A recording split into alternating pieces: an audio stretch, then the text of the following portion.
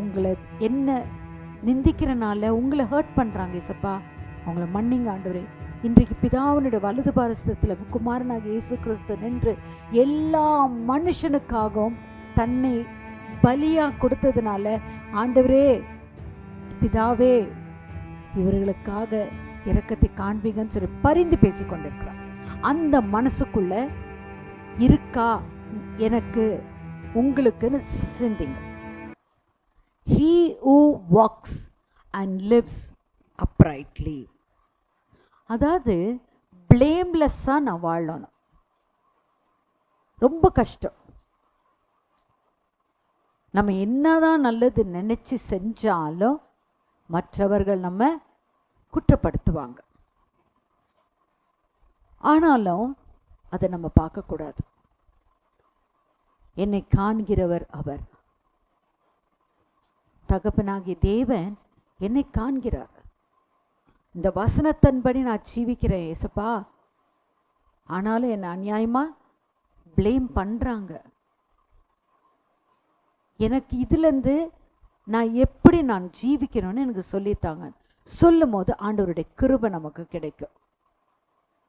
சூழ்நிலைகளை கர்த்தர் மாற்றுவார். அடுத்தது மனதார சத்தியத்தை பேசணும். நினைக்கிறதும் உண்மை இருக்கணும். நம்ம நினைவில் கூட பொய்யான காரியத்தை நினைக்கக்கூடாது.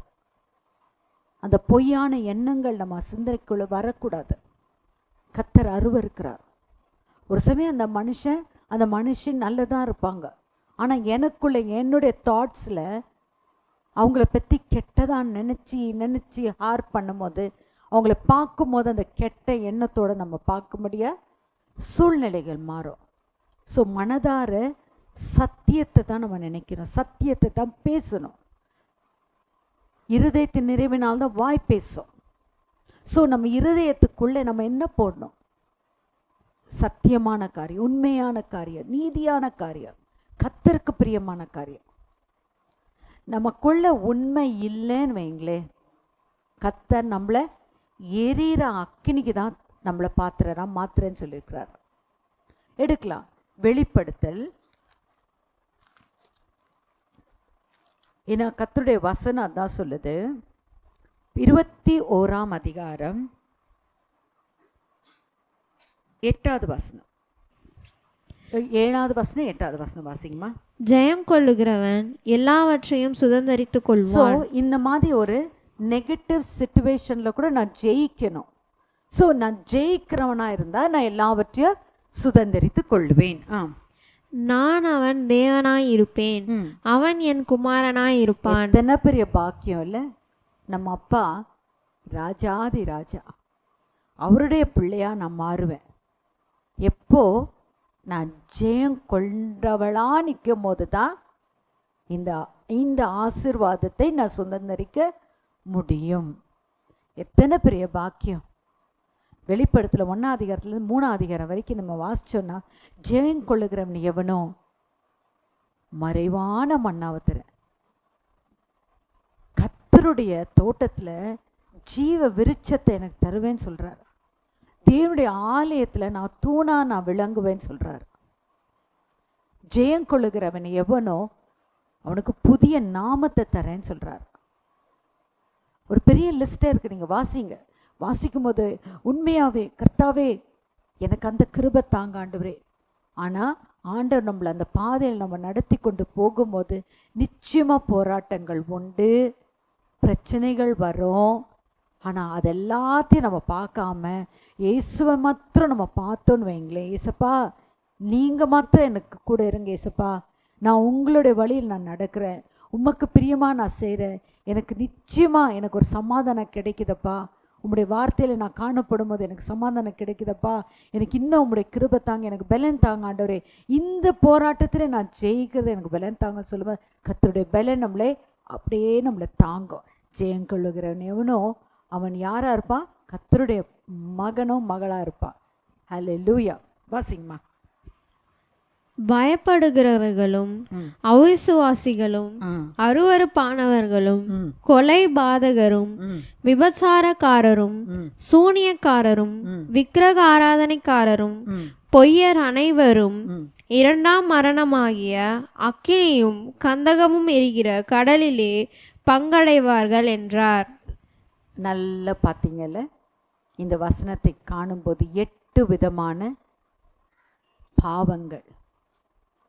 இந்த 8 விதமான பாவங்கள் நம்மக்கிட்ட தேவன் கண்டார்னா நம்ம எங்கே போகும்? எரியிற அக்கினிக்குள்ளே போவோம். ஸோ நமக்குள்ளே என்ன இருக்கக்கூடாது? பயம் இருக்கக்கூடாது, பயப்படக்கூடாது. அவ்விசுவாசம் நம்மக்கிட்ட காணப்படக்கூடாது. 2வது குணம் அவ்விசுவாசம். 3வது கொலை பாதகர், விபச்சாரக்காரர்கள், விக்கிரக ஆராதனைக்காரர், சூனியம் பண்ணுறவங்க, ஃபைனலாக பொய்யர் அனைவரும் எரியிற அக்கினி கடலுக்கு தள்ளப்படுவார்கள். சிலர் சொல்லுவாங்க இட்ஸ் a white lie. கர்த்தருடைய டிக்ஷனரியில் there is no white lie, there is no black lie, there is no brown lie or etc. பொய்யர் அனைவரும் எரியிற அக்கினி கடலுக்கு தள்ளப்படுவார்கள். 15ஆம் சங்கீதம் 2வது வசனம் என்ன சொல்லுது? மனதார சத்தியத்தை பேசுகிறவர்கள் தான் கர்த்தருடைய ஆலயத்துக்குள்ளே இருக்க முடியும். கர்த்தருடைய பர்வதத்துக்குள்ளே காணப்படுமேனா என்னுடைய வாழ்க்கை உண்மையுள்ள வாழ்க்கை, என் வழிகளிலெல்லாம் நான் உண்மையுள்ளவளாக இருக்கிறேன், நான் செய்கிற காரியங்கள் அனைத்திலும் உண்மை உள்ளதாக இருக்குது, கர்த்தருக்கு பிரியமான ஒரு வழியில் நான் காணப்படுகிறேன், மனதார சத்தியத்தை நான் பேசும்போது. அடுத்தது, அவன் தன் நாவினால் புறங்கூறாமலும் தன் தோழனுக்கு தீங்கு செய்யாமலும் தன் அயலான் மேல் சொல்லப்படும் நிந்தையான பேச்சை எடுக்காமலும் இருக்கிறான். இப்போ இந்த 3 கேரக்டர்ஸ் வருது பார்த்தீங்களா? தன் நாவினால் புறங்கூறக்கூடாது, ஸ்லாண்டர். இந்த ஸ்லாண்டர் கர்த்தர் அருவருக்கிறார். இந்த உலகத்தில் நமக்கு எல்லா விதமான பேச்சு பேச வைக்கும், செய்ய வைக்கும் சூழ்நிலைகளெல்லாம் நம்ம தான் வரும். ஆனால் நம்மளுடைய கண் எப்படி பார்க்கணுன்னா ஏசப்பா பார்க்குற மாதிரி நம்ம இருக்கணும். அப்படி இருக்கும்போது கர்த்தர் என்ன சொல்வார்? என் பிள்ளை நான் எதிர்பார்க்குற மாதிரியே இருக்குது, என் பிள்ளை நான் என்ன நினைக்கிறோன்னோ என் பிள்ளையும் அதே தான் நினைக்கு. ஸோ இந்த வசனத்தின்படி நான் ஜீவிக்கிறோம். I don't want to slander my neighbour, I don't want to hurt my neighbour, I don't want to do anything evil to my friend.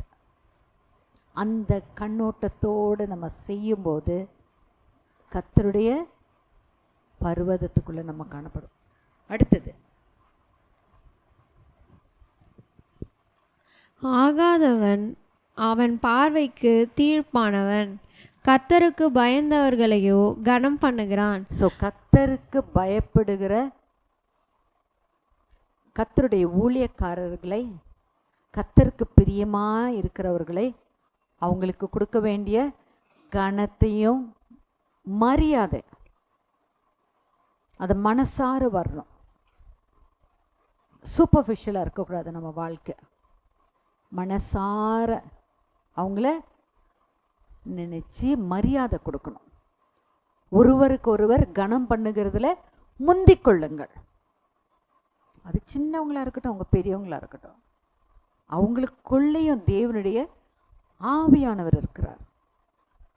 அவனுக்குள்ளே ஊதி ஜீவாத்மானது. ஸோ ஆகியால் அந்த ஜீவன் அவன் எந்த மதமாக இருக்கட்டும், அவன் யாராக இருக்கட்டும், மனுஷனை மதிக்கணும். அப்போ கர்த்தர் பிரியப்படுவார். கர்த்தருக்கு பயந்தவர்களையோ கனம் பண்ணுகிறான், ஆணையிட்டதில் தனக்கு நஷ்டம் வந்தாலும் தவறாது இருக்கிறான். இதுதாங்க ரொம்ப கஷ்டம். ஆணை இட்டுட்டு நான் செய்கிறேன்னு சொல்லிட்டு பேக் ஆஃப் பண்ணுறாங்க பார்த்தீங்களா? கர்த்தர் அவங்கள அருவருக்கிறார். ஆணையிட்டதில் எனக்கு நஷ்டம் வந்தாலும் பரவாயில்ல, நான் வார்த்தையில் சொல்லிட்டேன். அந்த வார்த்தை வர்றதுக்கு முன்னதாக அந்த காரியம் என்னுடையது. ஒன்ஸ் அதை வார்த்தையை சொல்லிட்டாக்கா it comes in to pass. அந்த காரியத்தை என்ன ஆனாலும் நம்ம நிறைவேற்றி முடிக்கணும். அதுதான் கர்த்தருடைய பிள்ளைக்கு உண்டான குணங்கள்.